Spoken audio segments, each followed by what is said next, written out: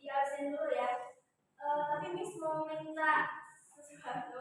Yang namanya dipanggil boleh sebutin moodnya sekarang.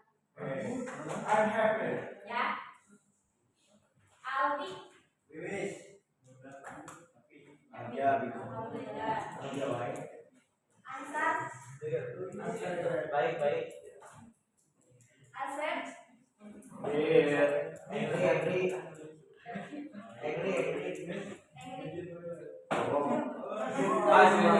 Dilan Denmark. Semua harus tanya Asep. Dilan. Dilan. Faiz Nuriza. Ya. Mana? Faiz.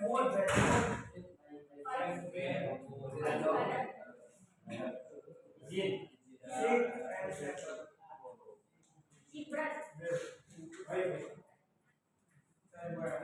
Lukman. Lutfiari. Embrilian. Firza. Muhammad Bilal. Muhammad Atika. Muhammad Hasbi.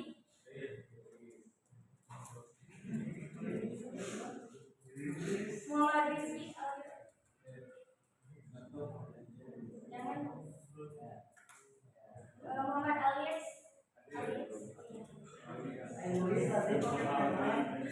Muhammad Dafi. Muhammad Syauki. Muhammad Sowas. Fairuz.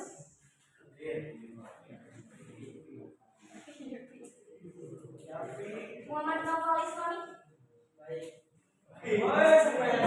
Muhammad Raka Sebir. Muhammad Razafan. Muhammad Jafi. Muhammad Zaki. Pada hadir Muhammad Zianur. Raka Mesa.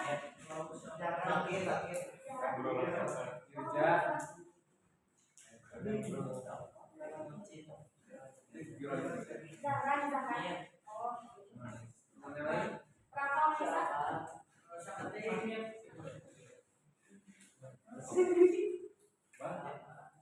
Raka Faturahman. Rehan Fauzi. Said.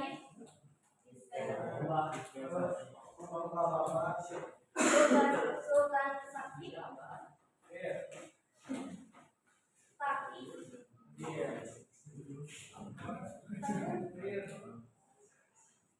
Tadi saya hampir full tim ya, berarti Alhamdulillah. 4.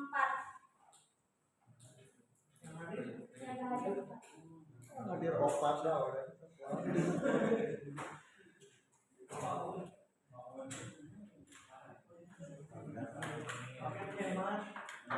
Ketemu lagi sama kalian di pembahasan yang sama masih kurang dingin. Gimana kabarnya semuanya hari ini? Baik. Oke. Minggu kemarin itu hari Kamis kalian masih bahasa. Kalian kan presentasi ya. Periode 1, periode 2, periode 3. Kalau buat pembahasan kali ini masih tentang dingin, tapi sekarang mau bahas lebih intens, lebih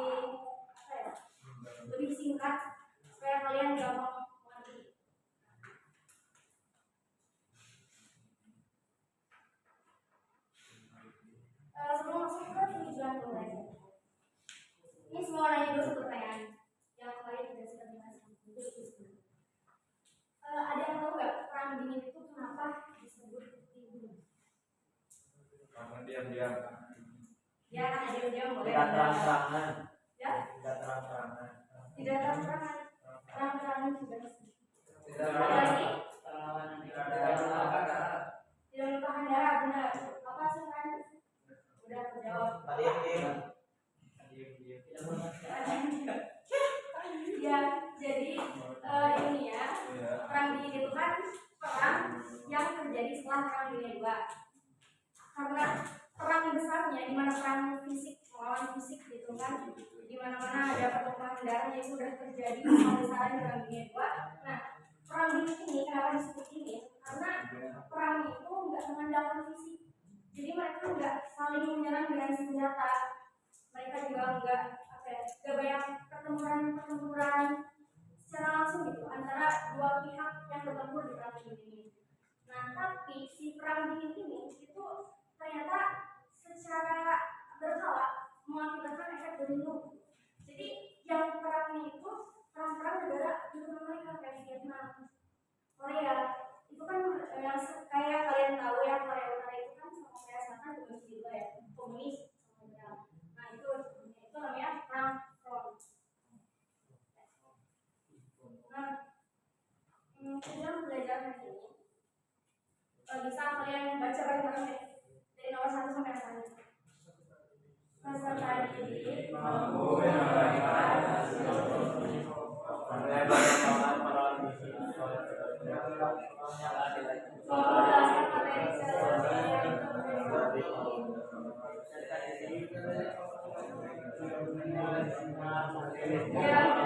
ya, jadi sebelum masuk ke kegiatan pembelajaran hari ini, jadi kalian itu ini mau kasih tahu dulu gambaran kegiatan kalian tentangnya hari ini.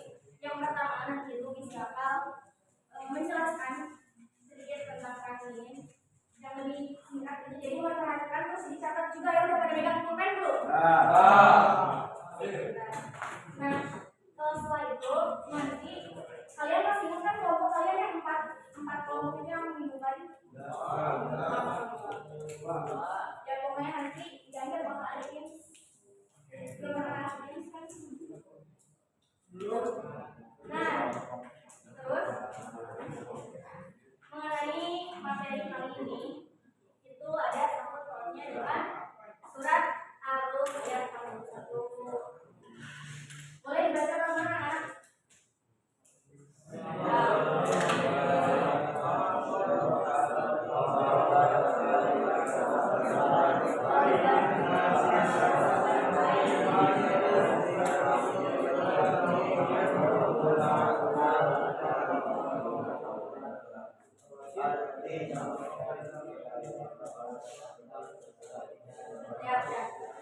Nah, jadi nyatanya perang dingin itu kan perang terpanjang dibandingin sama perang dunia II. Perang dingin itu panjang banget dari tahun 1947 sampai 1991.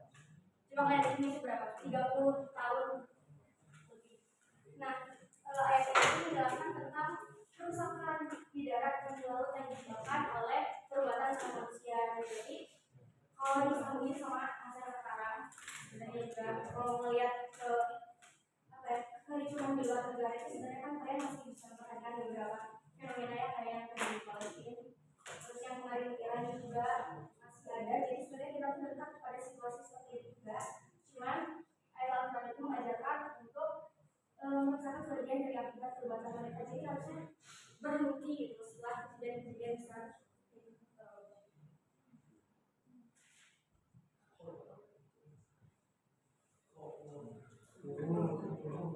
Belum masuk sih ya.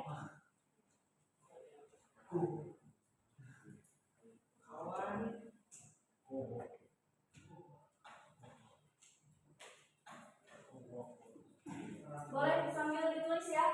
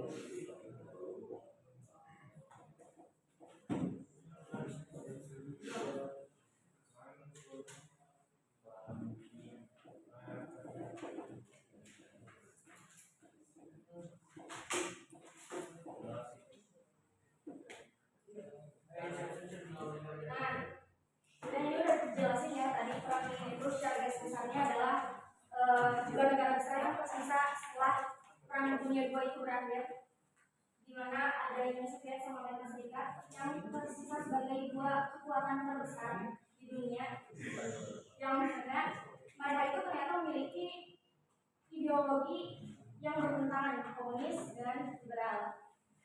Kita masuk ke penyebabnya.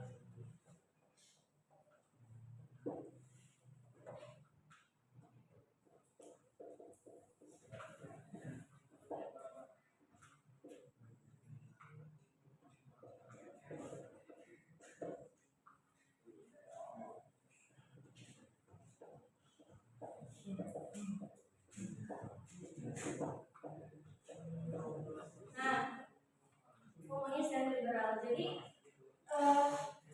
Amerika itu kan menganut ideologi demokratis liberalis, dan Uni Soviet itu menganut ideologi komunis, yang mana keduanya itu ingin singkatnya ya, karena ini punya singkatan saja. Mereka berdua ini ingin menguasai seluruh dunia, maksudnya menanamkan ideologi mereka ini ke negara-negara yang kehilangan kekuasaannya setelah Perang Dunia II. Nah, makanya masuk kekosongan kekuasaan setelah Perang Dunia II.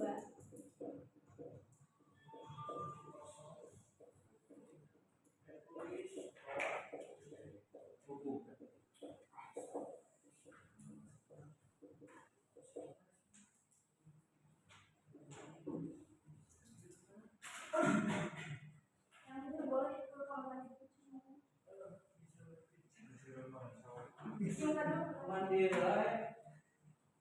Nah, setelah Perang Dunia II, itu negara-negara Eropa Barat sama negara Eropa Timur itu kan jatuh ya kekuatannya setelah digempur habis-habisan di Perang Dunia II. Mereka itu jatuh miskin, terus pemerintahnya juga kehilangan kekuasaan. Akhirnya dua negara yang berkuasa yang tersisa dari Perang Dunia II, yaitu Amerika Serikat sama Uni Soviet, itu ingin menguasai negara Eropa, khususnya ini di negara Eropa ya. Jadi setelah Perang Dunia II, mereka ini melaksanakan konferensi Yalta sama Potsdam. Untuk apa? Ada yang tahu nggak?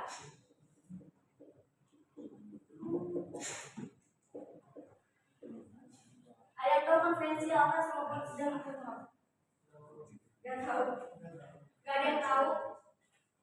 Jadi konferensi Yalta sama Potsdam diadakan untuk membagi negara Eropa Barat sama Eropa Timur itu pada kekuasaan Amerika sama Uni Soviet, terutama Jerman. Nah, tapi si konferensi Yalta sama Potsdam ini ternyata hasilnya tuh karena Amerika Serikat sama Uni Soviet ini terlalu bertentangan gitu, nggak sejalan isi kepalanya, nggak sejalan isi pemimpinnya. Akhirnya hasilnya tuh tetap nggak sepenuhnya menguntungkan keduanya gitu, nggak puas gitu, tidak memuaskan kedua belah pihak. Nah, pada akhirnya karena tidak memuaskan kedua belah pihak, terus ternyata di negara Eropa Barat itu udah ada ideologi komunis yang tertanam, muncullah doktrin Truman.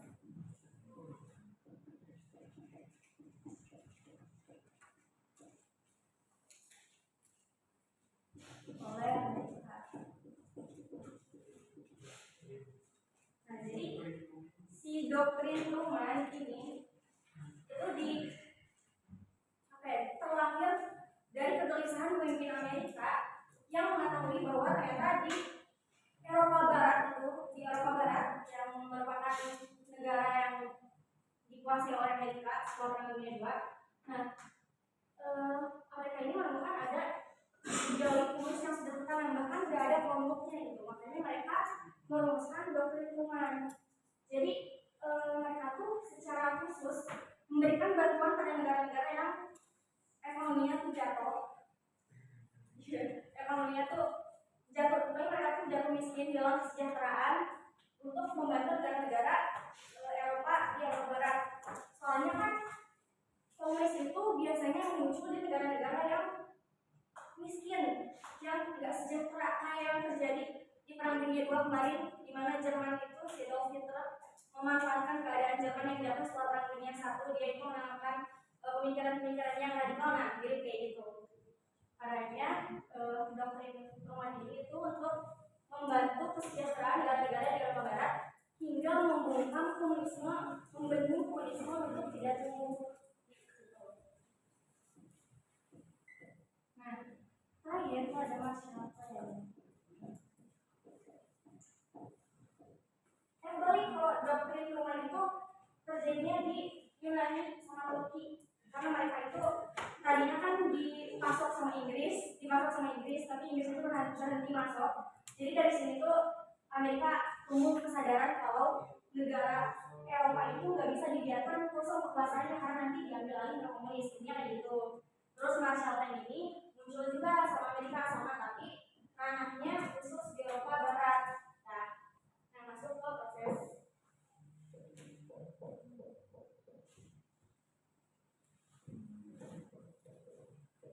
kawinnya dari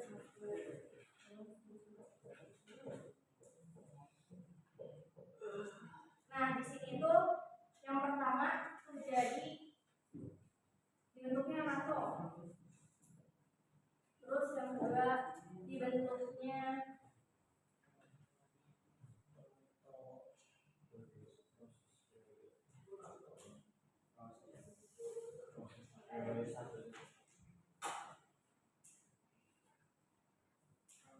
Fakta Warsawa. Dibentuknya NATO, terus dibentuknya NATO ini dibentuk sama Amerika, yang merupakan aliansi militer yang dibentuk, yang isinya tuh orang negara-negara di Eropa Barat gitu, supaya mereka ini support. Jadi NATO itu kayak sebuah perjanjian militer gitu, supaya negara-negara di Eropa itu bisa memegang janjinya, bisa menjaga kebersamaan mereka supaya komunis itu juga berkembang besar di Eropa Barat. Sebagai respon pada terbentuknya NATO, nah Uni Soviet itu mendirikan Fakta Warsawa. Sama ya, kalau NATO ini di Eropa Barat, kalau Fakta Warsawa ini di Eropa Timur.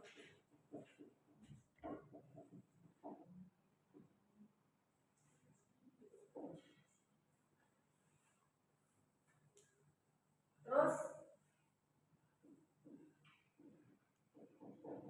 tembok Berlin didirikannya tembok Berlin.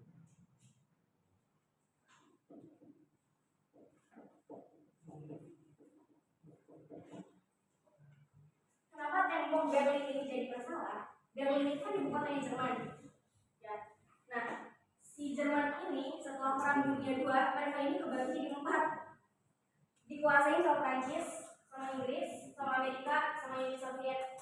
Tapi yang menjadi bagian dari kekuasaan Amerika di Barat itu ternyata wilayahnya itu secara geografis dikelilingi oleh negara-negara Jerman Timur yang dikuasai sama Uni Soviet. Nah, makanya untuk apa ya?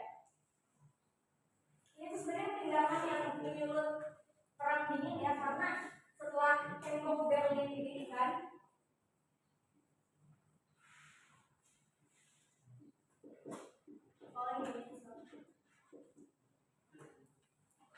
karena setelah tembok Berlin didirikan, benar gitu, enggak berhasil.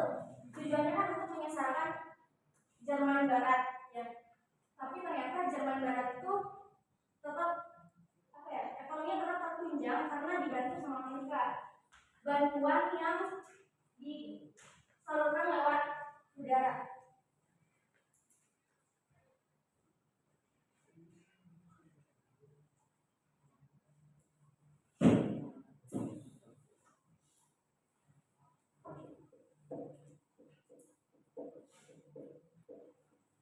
Terus ada krisis udara Kuba.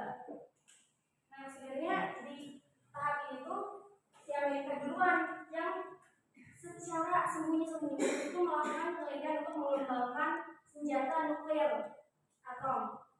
Nah, waktu ketahuan sama Uni Soviet, ternyata Uni Soviet juga diam-diam menempatkan senjata nuklir sama bom atom di Kuba, yang banget perang dunia.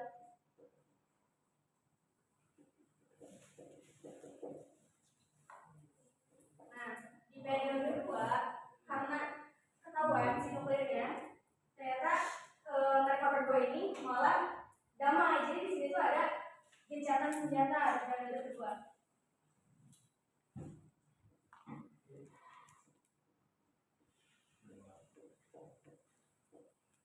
Lewat perjanjian SALT 1.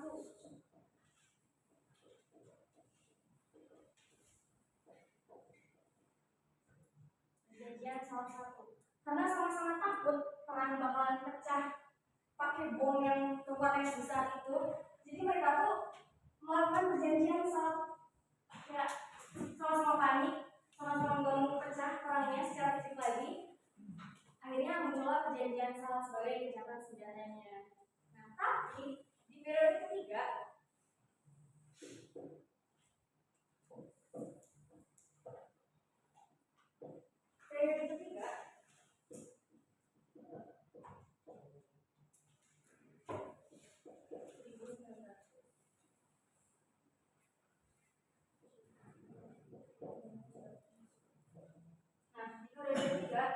ternyata perang dingin ini berlanjut lagi karena si Uni Soviet ini menginvasi Afghanistan. Dimana pada saat itu di Afghanistan itu terdapat kudeta kekuasaan sama kasusnya komunis sama Islam, kelompok Islam yang bergerilya di sana. Jadi si kelompok komunis ini ingin merebut kekuasaan Islam di Afghanistan, ini mengubah dasar negaranya secara radikal gitu. Tapi si kelompok komunisnya ini meminta bantuan pada Uni Soviet.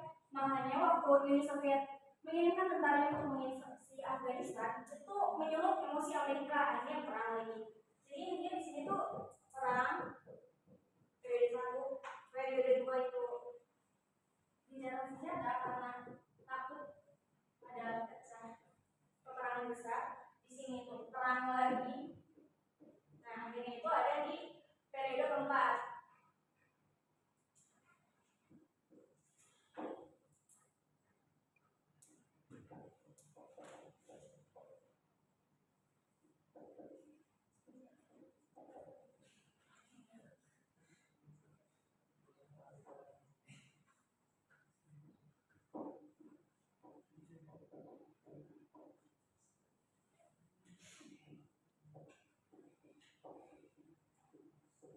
Dan ini terakhir, periode keempat itu dimana perang ini berakhir ya, karena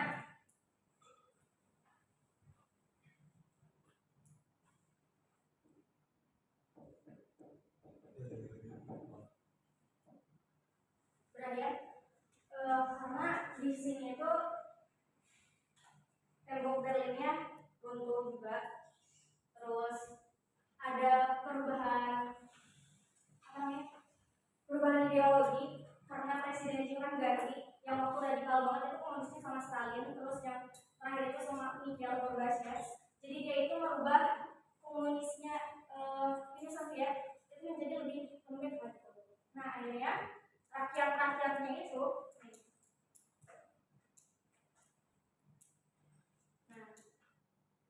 mulai muncul setelah Mikhail Gorbachev melakukan reformasi. Ingat ya, reformasi perestroika dan glasnost. Nah, kalau perestroika ini lebih ke sistem ekonominya, yang tadinya komunis itu kan berpusat ya, sampai aset-aset swasta aja jadi milik negara. Nah, di sini tuh diubah jadi masyarakatnya tuh dibebaskan untuk membuka pasar bebas. Intinya dilonggarin gitu di sektor ekonomi sama politiknya. Kalau di yang glasnost, ini dua kebijakan yang glasnost itu lebih ke kebebasan HAM-nya, kebebasan manusianya, yang boleh bersuara, yang udah boleh bermusyawarah. Jadi disinilah akhirnya negara-negara yang berada di kekuasaan komunis Uni Soviet itu pecah, terus mencari asal jadi Rusia. Dan di sini tembok Berlinnya juga runtuh, yang itu menandakan berakhirnya perang dingin. Ini waktu Gorbachev pidato, ada warga yang teriak, "Mr. Gorbachev, tidak dalam disco."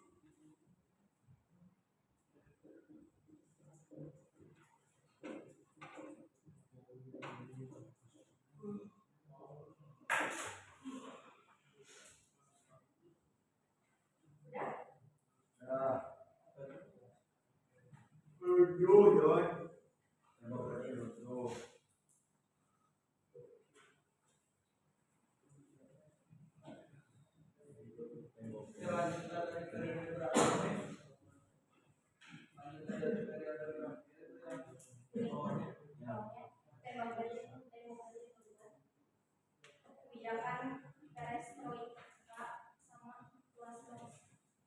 Ini kebijakan Itu yang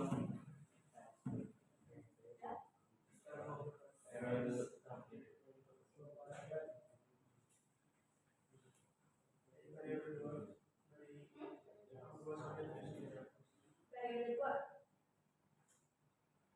Apa yang tahunnya?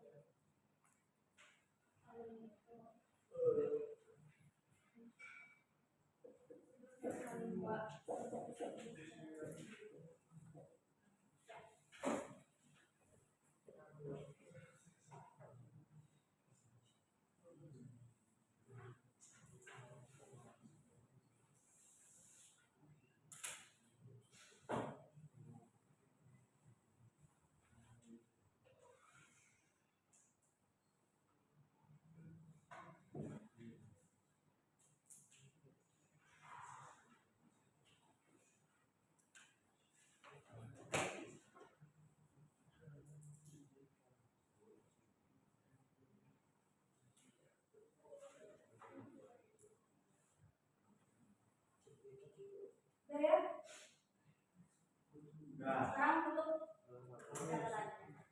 Tutup catatannya dulu.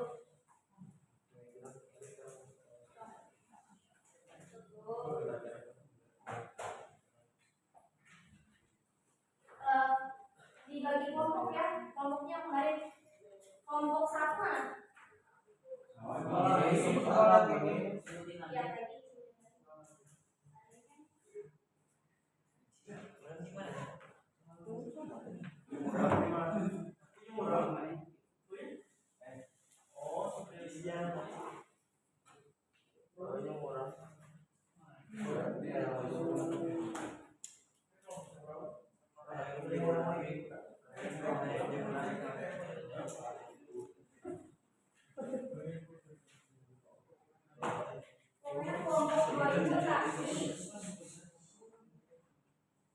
Kelompok dua itu Taki, Naufal, Zahran, Tengku, Rafa, Alutfi, Zahran, sama Lutfi.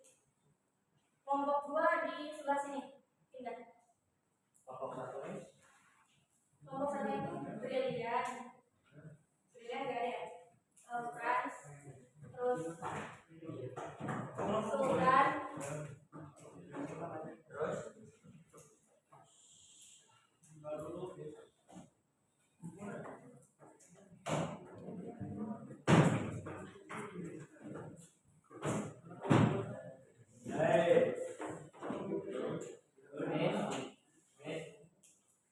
ini aja deh karena kehilangan data kelompoknya. Jadi kelompoknya berbaris saja. Ini kelompok 1, kelompok 2, kelompok 3, kelompok 4. Ya.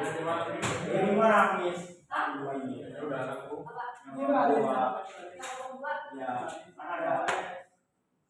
Ya udah nggak apa-apa. Udah pindah semua kelompok 2. Ini kelompok 1. Ini atuh. Ini kelompok 1, kelompok 2, kelompok 3, sama kelompok 4. Nanti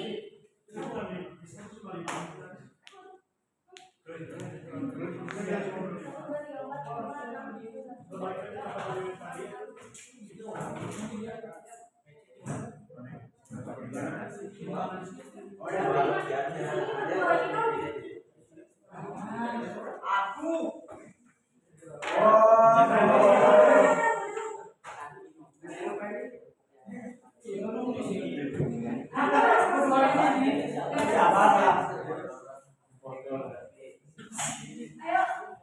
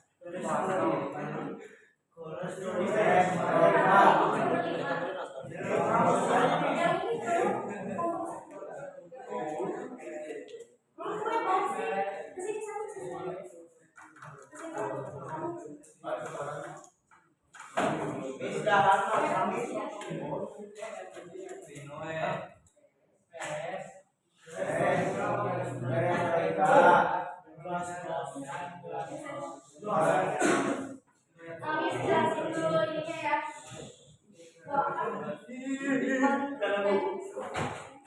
Sistemnya, jadi nanti kelompok 1 sama kelompok 2 itu megang pertanyaan, kelompok 3 kelompok 4 megang jawaban. Ya, ini disebagiin.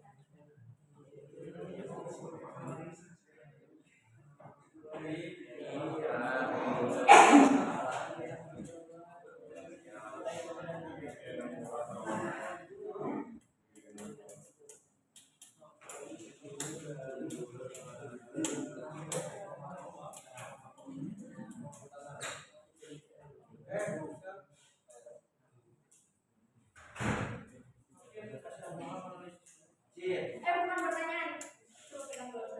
Jangan sampai hilang.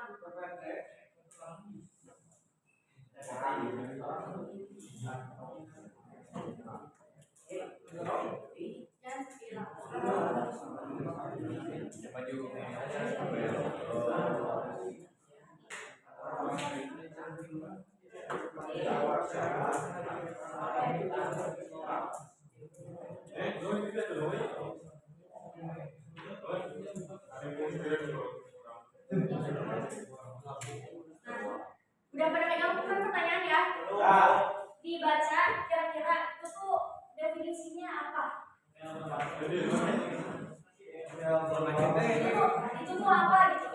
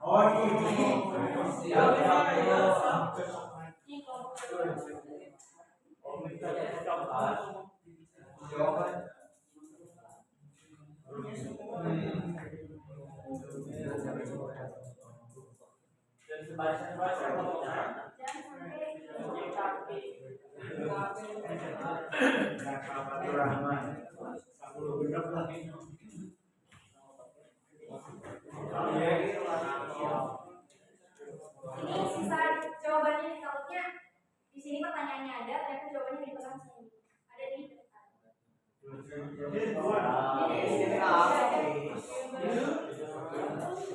Sok dibaca dulu. Kira-kira yang ini benar-benar jawabannya apa? Jawabannya di sini.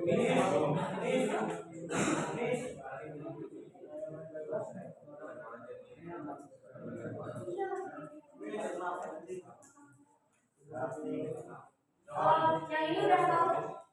Itu jawaban dari apa?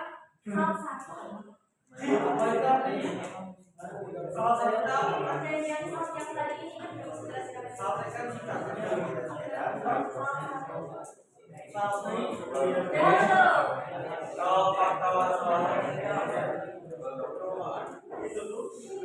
ini kan atau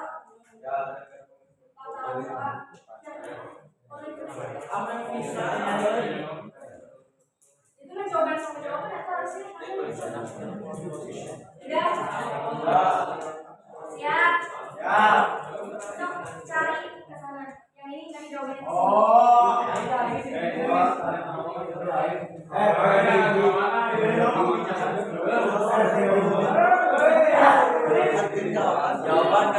Yang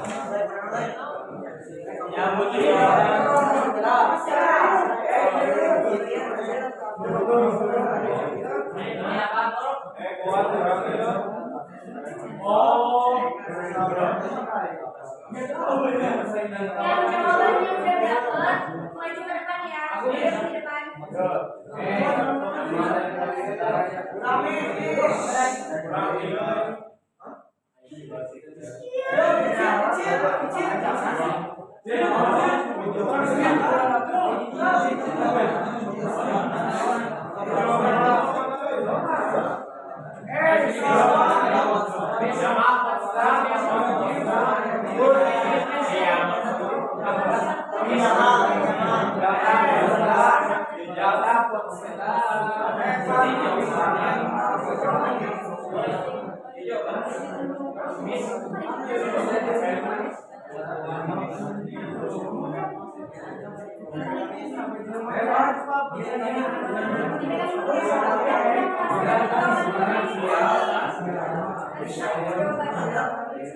Yang udah merasa dapat jawabannya berdiri di depan kelas ya.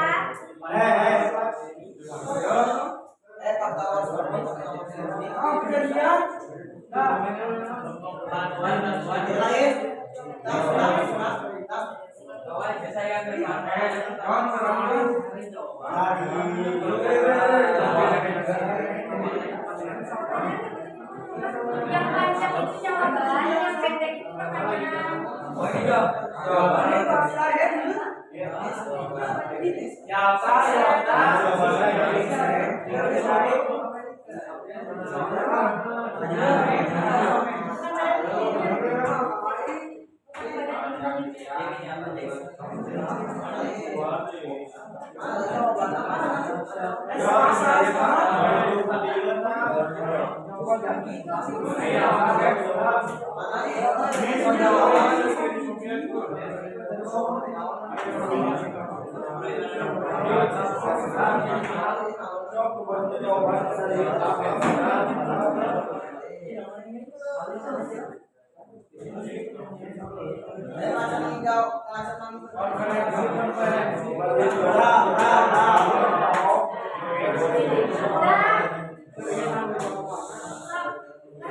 Yang ngerasa belum nemu jawaban coba duduk dulu belakang. Yang menyerah aja, menyerah dulu. Yang ngerasa belum nemu jawaban, ini jawaban ini.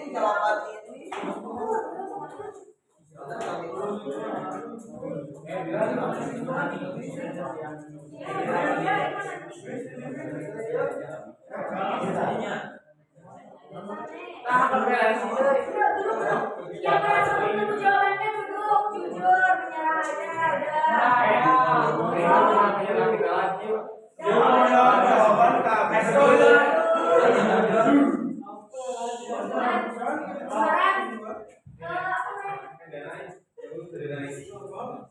Coba yang udah dapat jawaban pada duduk di sebelah sini.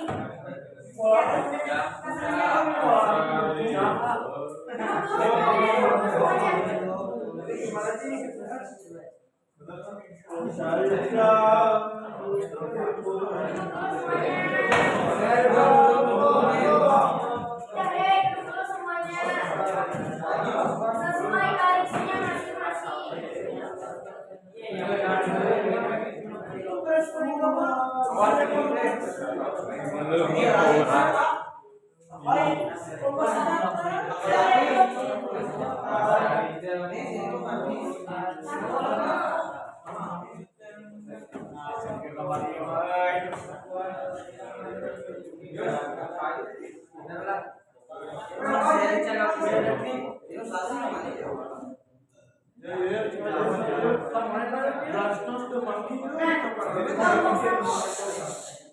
Yang rasa udah dapat jawabannya.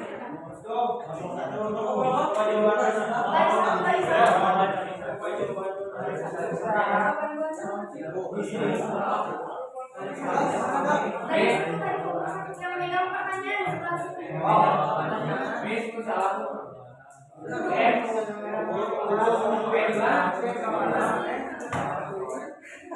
Coba yang tadi dari kelompok 1 siapa aja?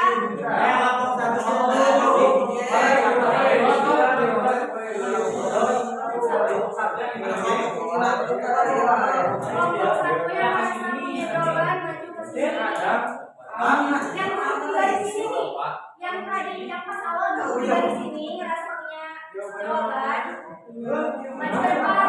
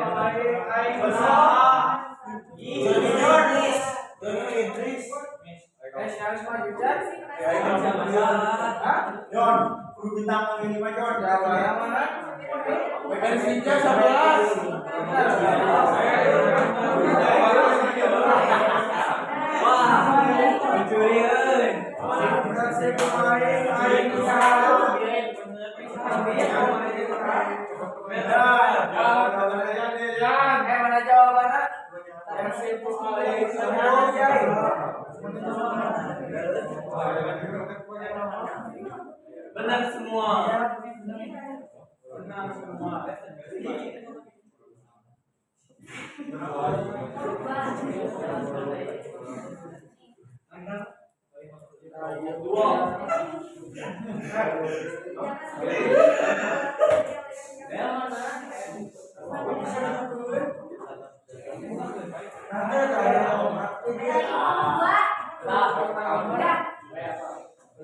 Udah, ini pertanyaannya nggak dijawab kan? Jawabannya juga nggak dijawab. Coba, ulangi lagi ke meja. Yang masih pegang yang masih megang lembar pertanyaan sampai jawaban keliling meja. Sekarang giliran kelompok ini yang nyari jawaban. Biar gak lupa ini yang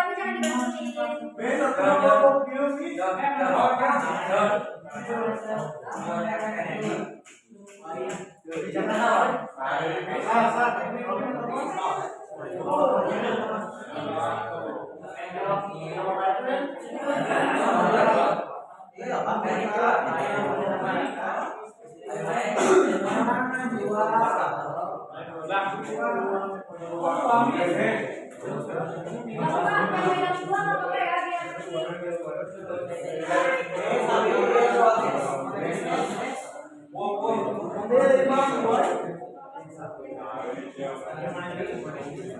mana mau pertanyaan? So,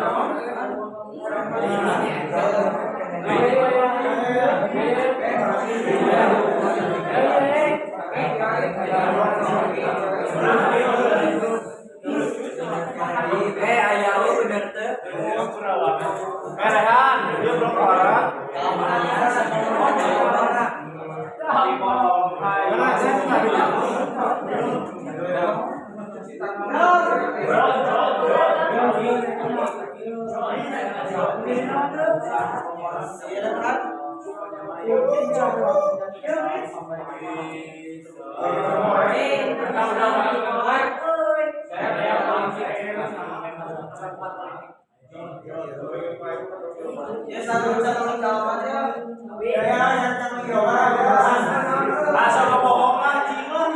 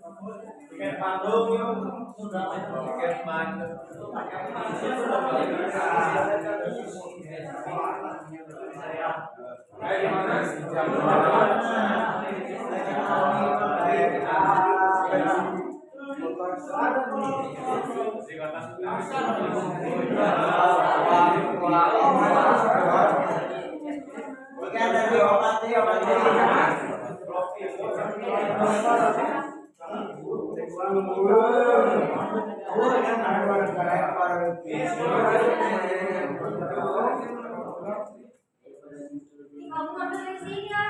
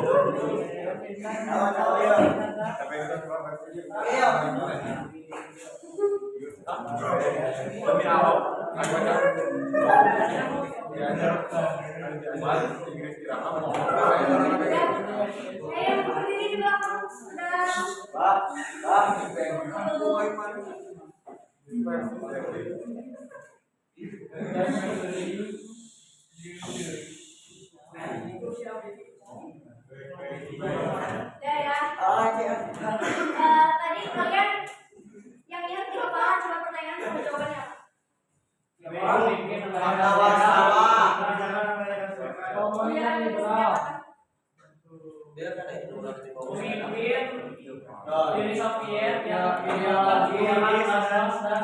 tapi pada jujur kan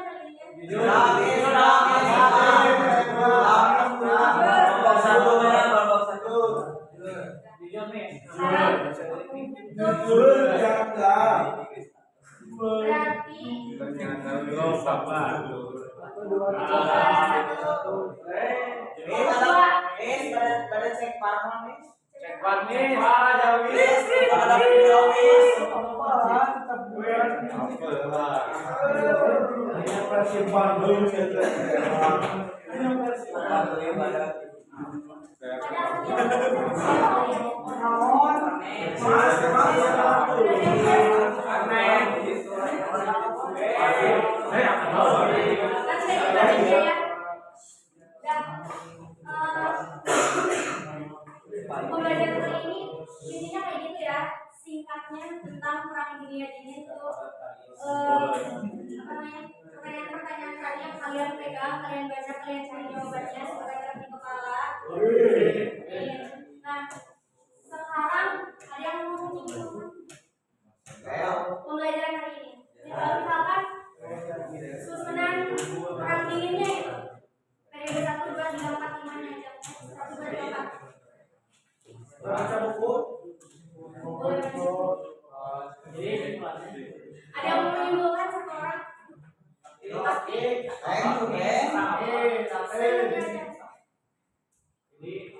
perang ini itu dimulai dengan adanya penyebab utamanya itu salah satunya perbedaan ideologi komunis dan liberalisme yang kemudian berlanjut ke beberapa periode seperti periode 1, 2, 3, 4, dan 4 dan hingga berakhirnya perang yang menentukan Uni Soviet. Oh gitu ya. Intinya perang dingin itu kan salah satu perang terpanjang ya selain perang dunia II sama perang dunia I. Ujung-ujungnya itu dengan Uni Soviet yang terbelah menjadi sekarang Uni Soviet menjadi Rusia. Ya. Terus setelah perang itu dampaknya banyak ya, ada di daerah. Jadi orang-orang tuh lebih sadar bahwa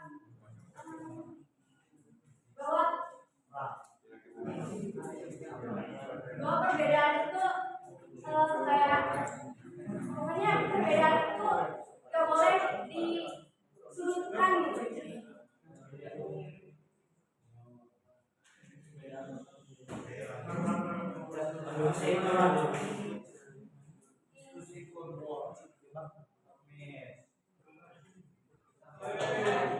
Dampak positifnya muncul bidang-bidang ekonomi jelas yang tadi muncul, negara-negara adidaya yang kuat Uni Soviet sama Amerika. Terus di bidang sosial budayanya itu kemampuan terhadap hal dan demokrasi.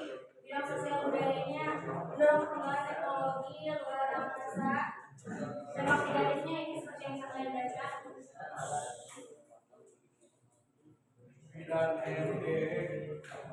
Untuk pembelajaran ini sampai di sini aja. Ada yang mau ngasih pesan-pesannya?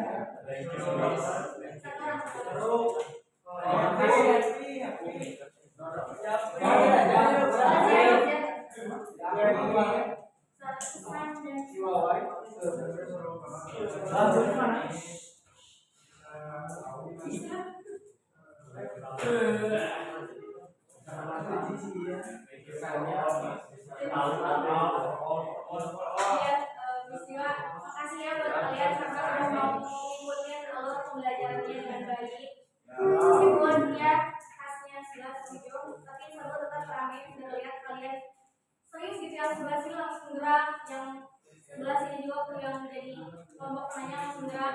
Pembelajaran ini kiranya cukupkan sampai di sini saja. Terima kasih. Assalamualaikum warahmatullahi wabarakatuh. Waalaikumsalam.